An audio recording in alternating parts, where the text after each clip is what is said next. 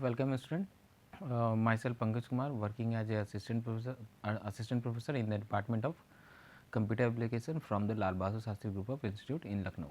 सो आज हम लोग पढ़ेंगे classical and modern of international trade theory. ठीक है, तो ये हमारा एक इंट्रोडक्शन रहेगा. इसमें हम लोग क्लासिकल थ्योरी में क्या पढ़ने वाले हैं, modern theory of international trade theory में हम लोग को क्या पढ़ना है, ये सब चीज़ें. ठीक है, तो सबसे पहले इंटरनेशनल ट्रेड बेसिकली होता क्या है. इंटरनेशनल ट्रेड मतलब गुड्स का और सर्विसेज का एक्सचेंज करना किसी एक कंट्रीज़ के बीच में. ठीक है, तो इंटरनेशनल ट्रेडिंग के अंदर हम लोग क्या करते हैं, इंपोर्ट करते हैं, एक्सपोर्ट करते हैं और इंटरपोर्ट करते हैं. ठीक है, एक्सपोर्ट एक्सपोर्ट को हम लोग बेसिकली ये बताते हैं कि किसी चीज़ को कोई चीज़ अगर आपके यहाँ ज़्यादा वो उसका प्रोडक्शन हो रहा है तो आप उसे क्या करिए, गुड्स या सर्विसेज जो भी हैं उसे आप क्या करिए, आउट ऑफ कंट्री दूसरे कंट्री में भेजिए जहाँ पे उसकी रिक्वायरमेंट है. ठीक है, इंपोर्ट में बेसिकली हम लोग ये करते हैं किसी भी गुड्स और सर्विसेज का हम लोग अपने कंट्री में जो हमारे पास में वो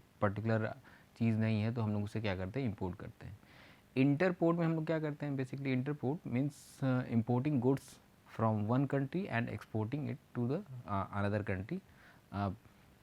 मतलब कि बेसिकली अगर जैसे हमें एक कार बनाना है, बेसिकली कार बनाने के लिए हमें बहुत सारे उसमें इक्विपमेंट या हार्डवेयर ये सब लगाने पड़ते हैं.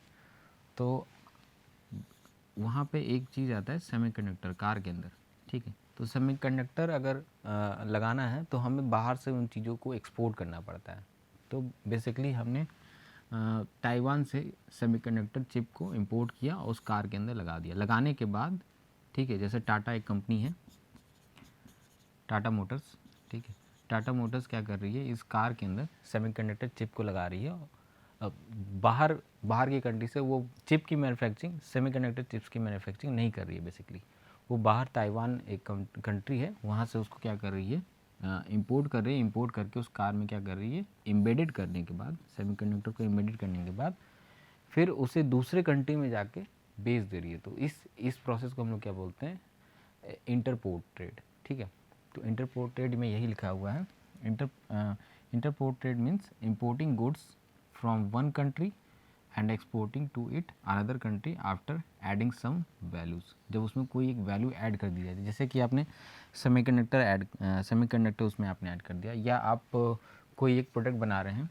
बेसिकली हम लोग ऐसा करते क्यों, क्योंकि हम लोग सेमीकंडक्टर हो सकता है हमारे यहाँ उस तरह का एक सेमीकंडक्टर बेसिकली यहाँ पे बेसिकली जो हम लोग यहाँ पे ये इसलिए करते हैं इस चीज़ को कि हो सकता है उस चीज़ को बनाने में हमारे पास, जैसे ये सेमीकंडक्टर है, कार के अंदर हम लगते हैं, जितने भी इलेक्ट्रॉनिक्स डिवाइसेस है उसके अंदर भी लगता है. ठीक है, लेकिन यहाँ पे मैंने एज ए एग्जांपल लिया.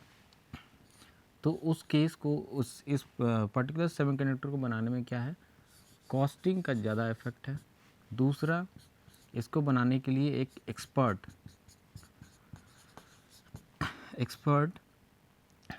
लेबर यानी कि काफ़ी ही हाईली क्वालिफाइड लोग इसे बना सकते हैं. ठीक, तो इन सब चीज़ों की ज़रूरत पड़ती है. तो इस कारण से हम लोग क्या करते हैं, उस चीज़ का क्या करते हैं, हम लोग बेसिकली इंपोर्ट करते हैं. उस गुड्स और सर्विसेज जो भी है उसको एक कंट्री से हम लोग एक्सपोर्ट करते हैं और उसके इंपोर्ट करते हैं. फिर उसको उस पर्टिकुलर गुड्स में हम लोग क्या करते हैं, उसे ऐड करके उसके वैल्यू को बढ़ा देते हैं. ठीक है, अगर वो सेमीकंडक्टर नहीं लगे होने के कारण कि आप जैसे देखते हैं आजकल के जो कार्स आ रहे हो तो उनमें बहुत सारे अलग अलग तरह के फीचर्स होते हैं कि आप जैसे ही उसे कार को टर्न कर रहे होंगे तो आपको सजेस्ट कर रहा है कि हाँ आपको किस तरह से टर्न करना है. तो ये सब चीज़ें उसमें ऐड होती हैं. इंपोर्ट, तो ये कुछ क्या है, हमारे ट्रेड्स के टाइप हैं. एक्सपोर्ट कहने का मतलब, export means selling the goods and services out of the country, यानी कि अपने कंट्री से किसी प्रोडक्ट, आपके यहाँ जैसे इंडिया में जैसे हमारे यहाँ FMCG प्रोडक्ट, यानी मतलब बेसिकली हमारे पास एग्रीकल्चर के ज़्यादा ही प्रोडक्शन होते हैं. तो उस केस में इंडिया का क्या करेगा, एग्रीकल्चर वाले आइटम्स जो है उनका ज़्यादा से ज़्यादा एक्सपोर्ट करता है वो. बेसिकली उससे क्या होता है, वो उसकी अर्निंग ज़्यादा होती है. ठीक है, इस केस में जब वो ट्रेडिंग करता है तो WTO में कुछ इंडिया को रिलैक्सेशन मिलता है. ठीक है, फिर इंडिया को WTO में 10%, इंडिया को क्या बेसिकली जितने भी अंडर डेवलपिंग कंट्री हैं उनको 10% का सब्सिडी दिया जाता है एग्रीकल्चर पे, लेकिन इंडिया अपने फार्मर को 10% से ज़्यादा भी सब्सिडी जब देना शुरू कर दिया तो बाहर की जो डेवलप्ड कंट्री थी उन्होंने बोला कि ये तो गलत है। तो इंडिया ने जाके WTO से एक रिक्वेस्ट किया, तो वहाँ पे इंडिया को WTO ने एक दिया पीस क्लॉज, जिसे हम लोग क्या बोलते हैं पीस क्लॉज। पीस क्लॉज में यही बताया गया कि आप चाहे तो इस 10% जो सब्सिडीज़ है उससे भी ज़्यादा अपने पर्टिकुलर जो आपके यहाँ ज़्यादा प्रोडक्शन होता है तो उस पर अपने लोगों को सब्सिडी दे सकते हैं 10% से ज़्यादा। तो ये हमारा किस क्लॉज के अंदर आता है? पीस क्लॉज, जो WTO के साथ इंडिया ने साइन किया। इस मतलब एक डिस्प्यूट था बेसिकली कि यहाँ के फार्मर का इनकम ज़्यादा नहीं था, तो उस केस में इंडिया ने जाके अपना एक रिक्वेस्ट किया कि हमारे यहाँ के जो फार्मर हैं उनका इनकम भी ज़्यादा नहीं है, साथ ही साथ वो उनका कॉस्ट ज़्यादा पड़ जाता है, तो इसी कारण से हमें 10% से भी ज़्यादा सब्सिडी देना पड़ता है। तो उस केस में WTO ने डिस्प्यूट को सॉल्व करते हुए, जो डिस्प्यूट सेटलमेंट बॉडी है उसके अंदर, उस डिस्प्यूट को सॉल्व करते हुए इंडिया को क्या किया, एक एग्रीमेंट पे साइन करवाया, जिससे कि हम लोग बोलते हैं पीस क्लॉज। पीस क्लॉज में यही बोला है कि आप जो डिज़ायर्ड जो सब्सिडीज़ है उससे भी ज़्यादा आप दे सकते हैं, लेकिन ये कंडीशन पीस क्लॉज के अंदर लिखा हुआ है। ये एक स्पेशल तरह का एग्रीमेंट है, ठीक है। तो ये रहा हमारा export. Import trade means goods and services following into the country, मतलब कि जो भी हमारे पास फ्लोइंग इनटू द कंट्री, किसी कंट्री के अंदर फ्लो करना।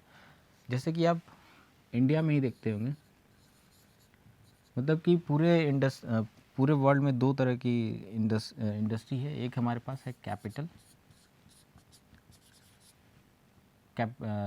कैपिटल इंटेंसिव इंडस्ट्री, और दूसरा हमारे पास लेबर इंटेंसिव इंडस्ट्री, ठीक है। जितने भी डेवलप्ड कंट्री हैं उनके पास कैपिटल इंटेंसिव है, ठीक है। और जितने भी अंडर डेवलप या डेवलपिंग कंट्री हैं उनके पास लेबर ज़्यादा है, ठीक है।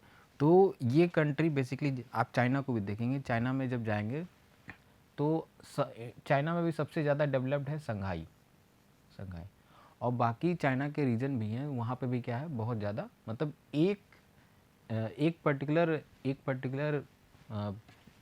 वर्ग को इन्होंने क्या कर दिया, एकदम अपलिफ्ट कर दिया। उनका इनकम इतना ज़्यादा है कि वो उस पूरे कंट्री के 80% लोगों का कैपिटल वो एक्वायर करते हैं। तो इस तरह का इसलिए भी बनाया जाता है क्योंकि अपने यहाँ उस पर्टिकुलर लेबर का जो पर डे कॉस्ट है, पर डे जो उसका चार्ज है वो लेबर कॉस्ट कम करने के लिए, क्योंकि अपने यहाँ ही उन लोगों को काम कराना है। तो इस तरीके से हम लोग क्या करते हैं, इस चीज़ को अपने कंट्री में ही बना के रखते हैं कि एक पर्टिकुलर उस कंट्री का एरिया एक ऐसा है जहाँ पे ज़्यादा ही कैपिटल है, और एक एरिया वैसा भी है जहाँ पे ज़्यादा लेबर इंटेंसिव है। तो इस तरीके से अपने कंट्री के अंदर भी कोई भी कंट्री अपने यहाँ इस तरीके से करती है। वो बेसिकली क्या चाहती है कि हमें लेबर इंटेंसिव ज़्यादा चाहिए, ठीक है। इंडिया में भी आप देखेंगे, इंडिया में भी पैटर्न है। आप झारखंड चले जाए, झारखंड, बिहार, ये पूरी की पूरी जो स्टेट है, इसमें प्लस यूपी भी कर सकते हैं, मध्य प्रदेश भी कर सकते हैं। ये जो इतने स्टेट्स हैं, ये क्या है, labour intensive state, labour intensive state है। इसमें सबसे नंबर 1 पे, क्योंकि झारखंड में कोई इंडस्ट्री नहीं है, बिहार में भी कोई इंडस्ट्री नहीं है, मिनिमम बहुत ही कम है। तो उस केस में यहाँ के लोगों को दूसरे स्टेट में माइग्रेट करना पड़ता है, ठीक है। तो इस तरीके से ये क्या करते हैं, मतलब कि अपने कॉस्ट को कंपनी मिनिमाइज़ करती हैं। तो ये सारा यहाँ पे एक प्रोसेस है, बेसिकली ये इंटरनल एक पार्ट है जो आप समझ रहे होंगे। तो यहाँ पे ट्रेड के टाइप्स हैं, export types, import types, entrepot side, ठीक है। एडवांटेज क्या है? एडवांटेज बेसिकली ये है हमारे पास कि यहाँ पे हम लोग कंपैरेटिव एडवांटेज पाते हैं, ठीक है। Economics of the scales and the competition, जो भी इकोनॉमिक के स्केल्स होते हैं उसको भी हम लोग मेजरमेंट करते हैं। साथ ही साथ कंपटीशन भी यहाँ पे एक तरह से बरकरार बना रहता है, ठीक है। जब भी किसी कंट्री के बीच में ट्रेड किया जाता है तो पुरानी जो थ्योरी है उसमें हम लोग ये मानते हैं कि जैसे आप देखे होंगे कि इंडिया और चाइना है, इंडिया और चाइना के बीच में ट्रेड होगा, तो पुरानी थ्योरी ये बोलती है, जो पहले हम लोग मतलब ये कहा जाता है कि एक कंट्री को इसमें लॉस होगा और दूसरे कंट्री को इसमें प्रॉफिट होगा। तो ट्रेडिंग क्यों? क्योंकि इंडिया के पास टेक्नोलॉजी में उतना सुपर पावर है नहीं इंडिया, और चाइना के पास टेक्नोलॉजी है जो कि अपने वेल्थ को वो प्रॉपर उस टेक्नोलॉजी में कन्वर्ट कर पाता है।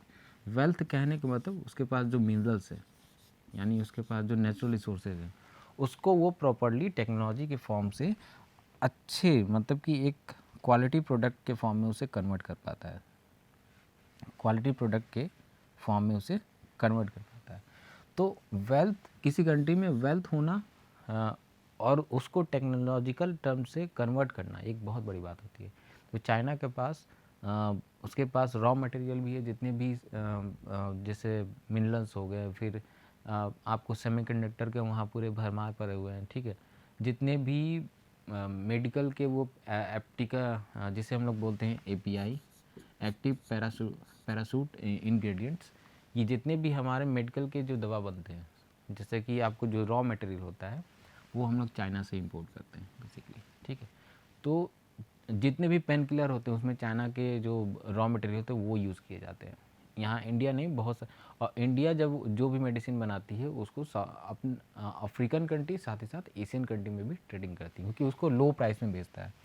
और अफ्रीकन कंट्री हमारे वो सबसे ज़्यादा वहाँ पे इनकम की वहाँ पे क्या है, कमी है, लोगों का इनकम नहीं ज़्यादा होता है, तो उस केस में वो ज़्यादा हाई अच्छे क्वालिटी वाले प्रोडक्ट को खरीद नहीं पाते, तो वहाँ पे सबसे लो इनकम वाले प्रोडक्ट ही चलते हैं। तो यहाँ पे एक बोला जा रहा है कि कंपटीशन भी अच्छा खासा रहता है। ट्रांसफ़र ऑफ टेक्नोलॉजी कहने को मतलब कि जैसे इंडिया ने फ्रांस से कोई एक डील किया डिफेंस में, तो डिफेंस में जब डील किया, जैसे राफेल का किया उसने, राफेल को एग्जांपल ले ले, तो उस केस में राफेल तो फ्रांस की कंपनी जो बनाती है। तो ट्रांसफ़र ऑफ टेक्नोलॉजी कहने का मतलब कि जब ये इंडिया में आएगा तो उसका मेंटेनेंस भी करने के लिए मतलब राफेल अगर डील हुआ है इस तरह का, तो उस केस में अगर ये फ्रांस वाली कंपनी बोल रही है कि जब भी कोई भी प्रॉब्लम आएगा तो हम अपने जो भी हमारे जो एजेंट हैं उनको सर्विस करने के लिए भेजेंगे, ठीक है। तो ये ट्रांसफ़र ऑफ टेक्नोलॉजी नहीं है, यानी कि कुछ भी गड़बड़ी होगा तो इंडियन लोग जैसे कि हम लोग हाँ, ये अगर ये फ्रांस की कंपनी और इंडिया की कंपनी में डील हो जाए, इंडिया और फ्रांस के बीच में डील हो जाए कि जो भी आपने चीज़ें बनाई है वो कैसे बनाई है, उसको आप हमें एक मॉडल के फॉर्म में रिप्रेजेंट करके दिखा दीजिए, किस तरह से बनाया गया है, सर्विसिंग कैसे करना है ये हमें बता दीजिए, तो हमें बार बार आपसे पूछने की ज़रूरत नहीं पड़ेगी, और हम एक राफेल से भी या राफेल के इक्विवेलेंट एक दूसरा भी फाइटर प्लेन बना सकते हैं। तो ये मतलब है बेसिकली ट्रांसफ़र ऑफ टेक्नोलॉजी, यानी कि आपने उस चीज़ को कैसे बनाया उसका एक सेमिनार या वर्कशॉप करके हमारे लोगों को सिखा दीजिए, तो उससे क्या होगा कि हम लोग उसी चीज़ को अपने यहाँ डेवलप करेंगे। तो इस कारण से भी इंडिया में मेक इन इंडिया का एक प्रोजेक्ट चल रहा है कि हम लोग अपने यहाँ ही उस चीज़ को बनाएं, कि बेसिकली जब हम लोग बाहर के कंट्री से ट्रांसफ़र मतलब टेक्नोलॉजी का जब इंपोर्ट करते हैं, तो उस केस में ये लोग ट्रांसफ़र ऑफ टेक्नोलॉजी का हमसे साइन नहीं करते, तो ये सारी दिक्कतें आती हैं। तो इसके कारण हमें बार बार उस चीज़ को ख़रीदने के लिए दूसरे कंट्री से मतलब ट्रेडिंग का डील करना पड़ जाता है। तो ये चीज़ ट्रांसफ़र ऑफ टेक्नोलॉजी में आ जाएगा हमारा। फिर दूसरा है यहाँ पे मेजर जॉब क्रिएशन होता है, ठीक है। तो ये सब चीज़ें हैं जो कि एडवांटेज के पार्ट्स में आ रही हैं। डिसएडवांटेज क्या है कि ओवर डिपेंडेंसी, यानी कि एक कंट्री इंपोर्ट करिए दूसरी कंट्री एक्सपोर्ट करिए, तो उस केस में जैसे अभी आप रसिया और यूक्रेन का देख सकते हैं। इस केस में क्या है, रसिया और यूक्रेन जो है सबसे ज़्यादा राइस का ग्रो करता है। तो उस केस से क्या, यानी कि जब ग्लोबलाइज्ड वर्ल्ड हो गया, तो उस केस में एक कंट्री दूसरे कंट्री पे फुल्ली डिपेंडेंट होगी, तो उसके कारण क्या है, ओवर डिपेंडेंस हो गया, यानी कि अपने यहाँ वो चीज़ नहीं होता है तो हमें दूसरे कंट्री पे डिपेंड करना पड़ता है। तो हमने एक ट्रेड साइन किया, हो सकता है कि उस कंट्री में किसी तरह का प्रॉब्लम आ जाए, तो उससे पूरे ग्लोबल पे इम्पैक्ट आ सकता है। तो यही चीज़ यहाँ पे बताया गया, over dependency. Unfair to the new company, यहाँ पे हो सकता है कि किसी कंपनी के साथ, जो नई कंपनी है उसके साथ कुछ अनफेयर हो जाए। फिर a threat to the national security को भी एक थ्रेट है कि अगर आपने किसी बाहर के टेक्नोलॉजिकल मशीन को मंगाया है या किसी रॉ मटेरियल को आपने मंगाया, तो उस केस में हो सकता है कि हमारे पास नेशनल सिक्योरिटी का भी प्रॉब्लम आ सके। प्रेशर ऑन नेचुरल रिसोर्सेज, यानी कि जो हमारे यहाँ हम किसी प्रोडक्ट को प्रोड्यूस कर रहे हैं इंपोर्ट कर एक्सपोर्ट करने के लिए, तो उस केस में हम ज़्यादा प्रोडक्शन जहाँ से बढ़ाएंगे, तो उस केस में हमारे पास जो हमारे नेचुरल रिसोर्स है उस पर प्रेशर बढ़ना शुरू हो जाएगा। ठीक है, जहाँ हम per day 10 kilo raw material use करते थे और स्टील बनाते थे, अब हम पर डे एक 110 किलो स्टील पर डे वहाँ से एक्सट्रैक्ट करके स्टील बना रहे हैं। तो ये हमारे नेचुरल रिसोर्स पे प्रेशर आएगा, जो कि यहाँ पे एक तरह का डिसएडवांटेज है। मूव करते हैं अपने नेक्स्ट स्लाइड पे। फिर हम लोग इंटरनेशनल ट्रेड की हमें क्या ज़रूरत पड़ती है, प्राइस। जैसे कि if the foreign company can produce goods and services more cheaper than it may be beneficial. अगर एक प्रोडक्ट हमें जैसे कि जब जियो आया था उस केस इंटरनेट 4G के केस में, तो हमें जो इंटरनेट पहले 300 या 350 के करीब 3G इंटरनेट मिलता था, हमें 3G इंटरनेट मिलता था, तो जियो ने फ्री ऑफ कॉस्ट में लोगों को दिया। ठीक है, तो ये भी क्या है, एक तरीके से प्राइस, यानी कि जहाँ पे हमें प्राइस का डिफरेंस लगेगा, तो उसके यानी कि हमें मार्केट में अलग अलग तरह के प्लेयर चाहिए। कस्टमर को आप चूज़ करने दीजिए कि उसे किस तरह का बेसिकली किस तरह की सर्विसेज यूज़ करनी है, किस कंपनी का यूज़ करना है। ठीक है, तो यहाँ पे प्राइस में भी क्या होता है, डिफरेंसेस होते हैं। तो आप प्राइस भी मतलब चीपर और सबसे बेस्ट हो, ये भी आप चूज़ कर सकते हैं। ठीक है, तो ये रहा प्राइस। ये भी हमारा मतलब इंटरनेशनल ट्रेड करने का बेसिकली पर्पज़ ये है कि हम प्राइस पे भी ध्यान देते हैं। फिर क्वालिटी को भी ध्यान देखते हैं। If the companies abroad can offer good and services for the superior quality। अगर एक कोई सपोज करिए कोई प्रोडक्ट है जो कि लोकल मार्केट में 100 रुपये का बिक रहा है, और उससे अच्छा 110 का, उससे अच्छा एक प्रोडक्ट है जो 110 का ही मिल रहा है, और उसकी क्वालिटी काफ़ी अच्छी है, तो उस केस में हमें ये भी एक कंपैरिजन को मिलता है कि थोड़े से पैसे लगाने के बाद, या हो सकता है कि ये प्रोडक्ट उससे भी कम मिल रहा हो, तो हम यहाँ पे कस्टमर के लिए या किसी कंट्री के लिए भी एक चॉइस होता है कि वो क्या कर सकता है, अपने क्वालिटी को भी सेलेक्ट कर सकता है। अवेलेबिलिटी कहने का मतलब बेसिकली ये है कि जैसे जब कंट्री में लॉकडाउन आया था, तो उस केस में मार्केट में मास्क की अवेलेबिलिटी, जो सर्जिकल मास्क थे, सर्जिकल मास्क या नॉर्मल मास्क की अवेलेबिलिटी कम थी, तो उस केस में क्या हुआ कि लोग उसे परचेज नहीं कर पा रहे थे। ठीक है, जैसे जैसे समय बीता मास्क का डिमांड बढ़ते चला गया, तो वो उसकी अवेलेबिलिटी बढ़ती चलेगी। या जैसे आप इंटरनेट पे किसी भी चीज़ को आप सर्च करते हैं गूगल पे, तो आपको वो पर्टिकुलर कंटेंट मिल जाता है, तो उसे हम लोग क्या बोलते हैं, अवेलेबिलिटी, है ना। यहाँ पे तीन ए होते हैं बेसिकली, ट्रिपल ए। पहले ए को हम लोग बोलते हैं एक्सेसिबिलिटी, दूसरे ए को हम लोग बोलते हैं अवेलेबिलिटी, तीसरे ए को बोलते हैं अफोर्डेबिलिटी।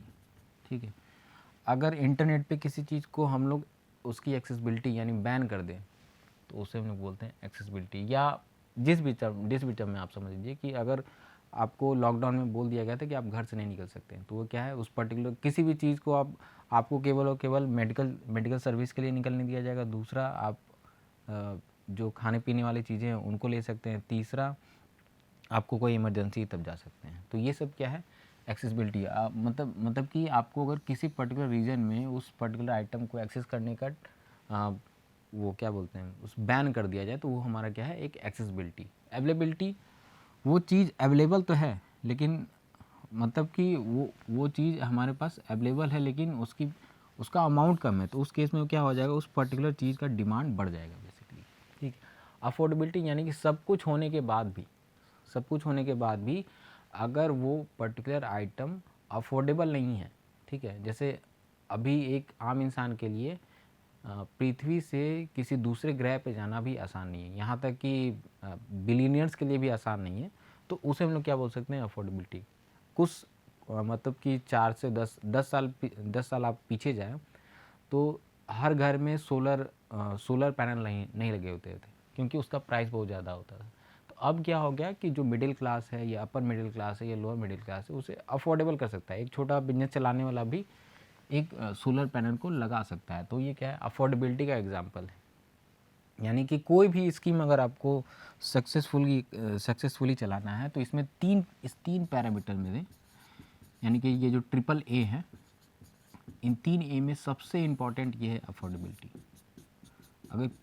अगर हम लोग किसी एक दूसरे टर्म में बात करें कि जैसे गवर्नमेंट की कोई स्कीम है, अगर उसे सक्सेसफुल करना है, उसे हमें सक्सेसफुल करना है, या कोई भी एक प्राइवेट कंपनी है मोबाइल बेचने वाली, तो उसे अपने प्रोडक्ट को काफ़ी सक्सेसफुल करना है, तो उसे क्या करना पड़ेगा, अफोर्डेबिलिटी, यानी उस पर्टिकुलर कंट्री के अंदर लोगों के इनकम के अकॉर्डिंग उस तरह का प्रोडक्ट लाना पड़ेगा अफोर्डेबल। अगर वो अफोर्डेबल नहीं रहेगा तो आपका क्या होगा, वो प्रोडक्ट या वो पर्टिकुलर स्कीम लोगों तक पहुंच नहीं पाएगा। तो ये 3 ट्रिपल ए के सिंबल हैं, जिसे हम लोग ट्रिपल ए भी बोल सकते हैं। ये हम लोग फूड सिक्योरिटी में भी पढ़ते हैं बेसिकली इसे, ठीक है। डिमांड कहने का मतलब यानी कि किसी प्रोडक्ट का या किसी सर्विसेज का ज़्यादा डिमांड हो रहा है। जैसे कि लॉकडाउन के अंदर लोग सबसे ज़्यादा से ज़्यादा मतलब कि ऑनलाइन ही मीटिंग कर रहे थे, तो उस टाइम पे क्या हो गया, उस सर्विस का डिमांड बढ़ गया, इंटरनेट का। तो इंटरनेट क्या है, सर्विस सेक्टर में आता है। तो इसीलिए यहाँ पे बोला जाए, if demand for production slash services is more in the country than what it can domestically produce, then it goes for the import। यानी कि अगर पर्टिकुलर किसी प्रोडक्ट का या किसी सर्विस का अगर डिमांड अचानक से बढ़ जाए तो हमें क्या करना पड़ता है, उस चीज़ को इंपोर्ट करना पड़ जाता है, ठीक है। जैसे ही आपने देखा होगा कि यूक्रेन और रसिया का वार शुरू हुआ, तो उस केस में राइस का प्राइस क्या हो गया, बढ़ना शुरू हो गया। और इंडिया चाइना ये सब जो है राइस के प्रोडक्शन में सबसे आगे हैं, ठीक है। तो उस केस में इंडिया में एक चीज़ ये हुआ कि जो रुपए की वैल्यू है वो डॉलर के कंपैरिजन में और भी गिरते जा रही, यानी कि उसका $1 का प्राइस हो गया 80 रुपीज़, ठीक है। तो इंडिया ने तुरंत क्या कर दिया, राइस की इंपोर्ट पे बैन लगा दिया। एक क्वांटिटेटिव मतलब कि आपको अगर सेल करना है तो इससे ज़्यादा एक अमाउंट 80 मतलब कि उसको एक जैसे 2 kg से आप ज़्यादा राइस ले नहीं सकते। जैसे आप राशन पे जाते हैं तो आपको डिसाइड कर दिया जाता है कि आप 5 kg से ज़्यादा पर पर्सन अलाउड नहीं है। तो उसी तरीके से जब राइस पे बैन लगा दिया गया, बैन लगाने का मतलब ये था कि अगर रुपए की वैल्यू गिरती जाएगा तो डॉलर के कंपैरिजन में वो ज़्यादा राइस को परचेज कर पाएगा। तो हो सकता है कि इंडिया में एक सिचुएशन आ जाए कि उस केस में इंडिया में राइस की कमी पड़ जाए, ठीक है। तो उस केस में इंडिया ने क्या कर दिया, बैन कर दिया। बैन करने से क्या हुआ कि हमारे यहाँ जो राइस है उसका प्रोडक्शन, उसका डिमांड और सप्लाई एक तरह से मैनेज हो पाया, ठीक है। तो ये था डिमांड यानी कि किसी भी गुड्स और सर्विसेज की डिमांड बढ़ सकती है, तो उस चीज़ को हम लोग यहाँ पे पढ़ रहे हैं। फिर ट्रेडिंग हम लोग अलग अलग तरह के, एक कंट्री के बीच में TFA होता है यानी कि trade and investment framework agreement हो सकता है। बायलैटरल यानी कि उस कंट्री के बीच में ज़्यादा अच्छा बन रहा है तो उन लोगों ने बायलैटरल ट्रेडिंग करना शुरू कर दिया। कुछ ऐसी चीज़ें हैं जिन पे वो प्रेफरेंस देने लगे कि हमें इन्हीं चीज़ों के ट्रेडिंग करने हैं, तो उसे हम लोग बोलते हैं प्रेफरेंशियल ट्रेड एग्रीमेंट बोलते हैं। फिर फ्री ट्रेड एग्रीमेंट यानी कि दोनों कंट्री के बीच में, अभी जैसे G20 का सम्मेलन चल रहा है तो उस केस में इंडिया और जो UK है वो चाह रहे हैं कि हम लोग फ्री ट्रेड एग्रीमेंट कर लें बेसिकली। तो इस तरीके से भी एक फ्री एग्रीमेंट है अलग अलग तरीके के। फिर कॉम्प्रिहेंसिव इकोनॉमिक पार्टनरशिप एग्रीमेंट यानी कि 4 से 5 कंट्री मिलकर एक साथ एक एग्रीमेंट करने जा रहे हैं। कॉमन मार्केट कहने का मतलब कि इंडिया को अगर पूरे जैसे यूरोप में अगर ट्रेड करना है तो एक बड़ा सा मार्केट मिल गया तो उसे हम लोग बोलते हैं कॉमन मार्केट। तो ये काफ़ी कॉम्प्लेक्स टाइप का होता है। सबसे ऊपर वाला मतलब कि छोटे लेवल का एक सिंपल टाइप का मार्केट है, ठीक है। और ये मतलब कि एक जैसे हमें पूरा वेस्ट वर्ल्ड मिल जाए, वहाँ पे हमें हर तरह की फैसिलिटी मिल रही है ट्रेडिंग करने के लिए। तो ये सारे एक कैटेगरी है कि किस तरह के ट्रेड किए जा सकते हैं। फिर क्लासिकल थ्योरी में बेसिकली हम लोग को ये पढ़ना रहेगा, the classical theory explain the phenomena of international trade on the basic of the labour theory of the value. यानी ये लेबर इंटेंसिव रहेगा कि डिसाइड करेगा किसी कंट्री के अंदर कितनी ज़्यादा मतलब कि लेबर इंटेंसिव ये बताएगा बेसिकली हमें। इट रिप्रेजेंट वन फैक्टर, यानी कि यहाँ पर लेबर को ही हमेशा फैक्टर बना के बेसिस थ्योरी को डील किया जाएगा। It attribute the differences in the comparative cost to the differences in the productive efficiency of the worker in the two countries, यानी कि जो भी प्रोडक्शन किए जा रहे हैं उनका कॉस्ट और वर्कर के करस्पॉन्डिंग हम लोग यहाँ पे स्टडी करेंगे। फिर क्लासिकल थ्योरी के अंदर हमें इन एब्सोल्यूट मर्केंटिज्म और थ्योरी ऑफ कंपैरेटिव एडवांटेज, इनको हम लोग को पढ़ना रहेगा। फिर मॉडर्न थ्योरी के अंदर, क्योंकि इंटरनेशनल ट्रेड हमेशा चेंज होते रहता है, modern theory explain the phenomena of international trade on the basis of general theory of value. ठीक है, यहाँ पे हम लोग लेबर और कैपिटल दोनों की बात करेंगे। ठीक है, इट एट्रीब्यूट मतलब कि यहाँ पे लेबर और दोनों के बीच में हम लोग एक तरीके से कंपेरिजन करेंगे। ठीक है, तो ये कुछ उसके डिफरेंसेस हैं।